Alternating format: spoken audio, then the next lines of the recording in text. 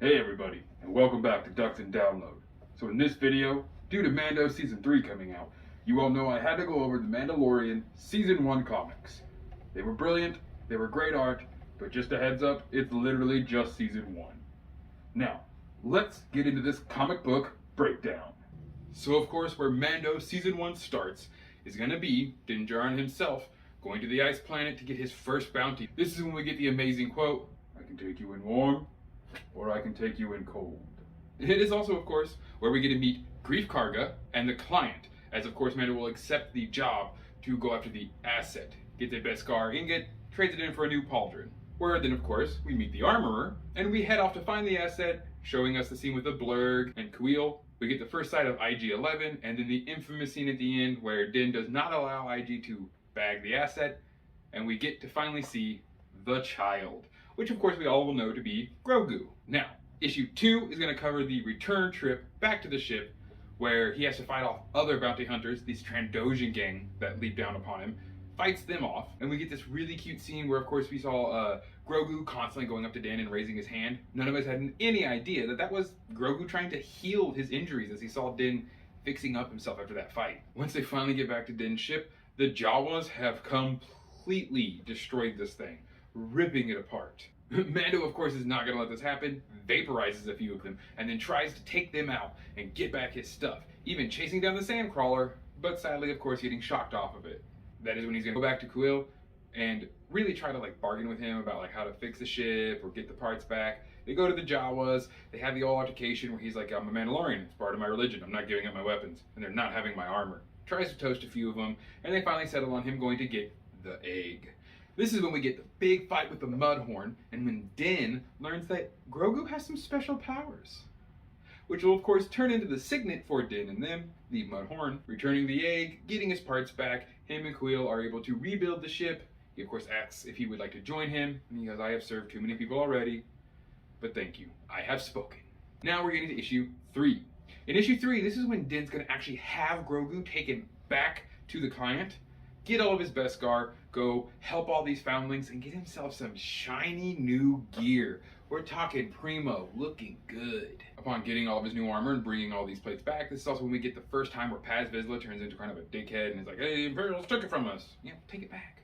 We see more of the armor, a few flashbacks, things like that. But the main part is, of course, going to be Din becoming worried about Grogu and then going back to save him. The second he receives Grogu and is able to take down the Imperial Stormtroopers, all of the bounty hunters in all of Navarro have their trackers activated, and they're coming for the asset.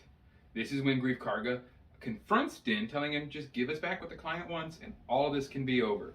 Din's not going to do that, though, because he does not want to give up Grogu. He doesn't like what's about to happen to that poor child. So, a huge firefight breaks out, and we get the amazing scene where Paz and the entire covert comes out of the sky on jetpacks and around buildings, just laying open fire and putting down the problems. This, of course, leads to Din escaping, and the hilarious jetpack moment, "I gotta get me one of those." Me too. Number 4 is going to be the issue in which Din is going to go to the planet with the Klatooinian raiders and the Spotchka blue shrimp farmers. This is, of course, where we're also going to get to meet Cara Dune, having that fun fight in between the two of them, and then eventually, this planet isn't big enough, whatever. As he is then hired to help these villagers, he asks for backup with Cara, and they work together to take down the Klatooinian raiders and an AT-ST. This is also a lot of the times, though, where we get Grogu kind of getting to play with children, and Din having that first moment of real life, which he totally gives up immediately because he's about the creed.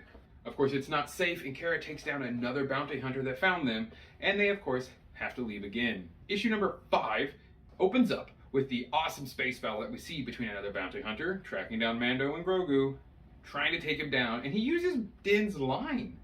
We end up on Tatooine after this, where we're going to meet Peli. Peli is one of the best parts of not only just the comic, but the show in general. And to repair the ship and things like that, it's going to lead to the job in which we get to finally see Fennec Shand. The young bounty hunter Toro shoots Fennec in the gut after she kind of convinces him about the Mando's bounty being way bigger than hers apparently. Far easier to help get him into the guild. Well, he leaves her for dead and takes off back to Din's ship to wait. Din, of course, arrives back at the ship, is able to easily dispatch of Toro, and then they leave, of course, Tatooine, where then we get the scene with Boba Fett finding Fennec. Number 6. 6 is the amazing jailbreak episode, where we get to see Bill Burr, Miggs Mayfield, the crazy Tweely girl who loves knives, and apparently Mandalorians, Dabaronian, and what is it, Zero, the really, really douchey droid. Of course, they are hired by one of Din's old acquaintances to go and rescue another old acquaintance from a New Republic prison. They very easily infiltrate and take down the guards and the robots, getting through the place, finally rescuing the Twi'lek's brother, in which, of course, they shove Din in and betray him. But, of course, they did not know that a Mandalorian's not just going to sit there. Getting out of the cell, he takes them all out one by one, no problem, till eventually getting back to the brother who says, "Aren't you a man of your word? You have to take me back. That's the job." Well, and he does. He happily takes him back, drops him back off at the asteroid, and they find a tracker in the male Twi'lek's pocket. And then that's when the New Republic comes in, finding the tracker, and blows it out of the sky. What an absolutely amazing ending to that one. Not to mention when we get to see Miggs Mayfield and all those guys stuck in prison. That's what you get. Now we're back to issue 7. And this is when things really begin to pick up. Din is going to head back to Navarro, but first make sure to pick up Khalil and Cara Dune, because he's not hiding anymore. Greef has actually sent him a message talking about how he might be able to work things out with the client. Of course, the new party of 3 go back to Navarro, end up with Greef and his few hired hands out in the wilderness, going back to the main city. In that moment, they are, of course, attacked at night.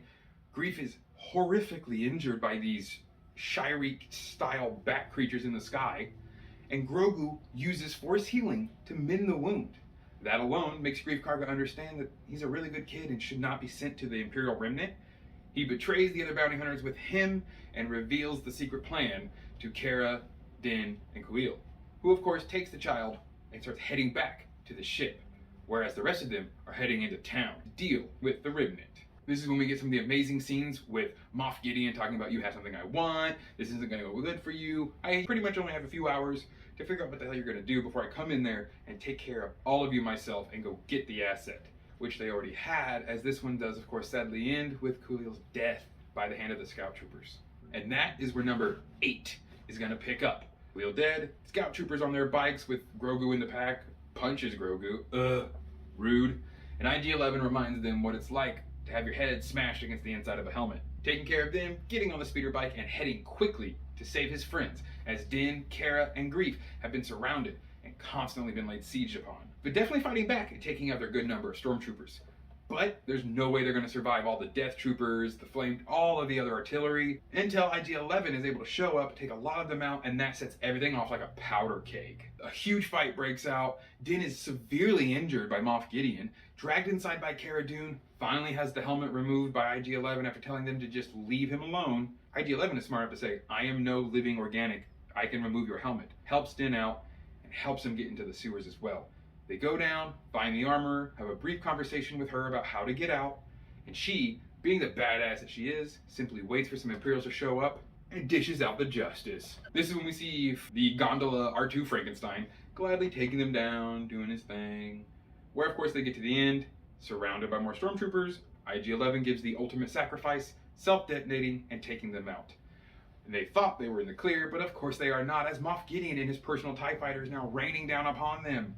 What does Din do? Takes his brand new jetpack he just got from the armorer. He flies up, places a few nice thermal detonators on the ship, takes it down, and they go about their business until, of course, the final issue ends like the final episode did, with Moff Gideon cutting his way out of the TIE fighter with the dark saber. Now guys, of course, I'm super stoked for season 2 to come out because the art has been gorgeous. There's not very many new things in this comic, and I really hope they kind of fix that in season 2. Add just like a few different shots from a few different perspectives just to make it fresh and new. But I can't say it's not gorgeous, and I can't say I didn't buy them all happily. I know I'll do it with season 2 as well.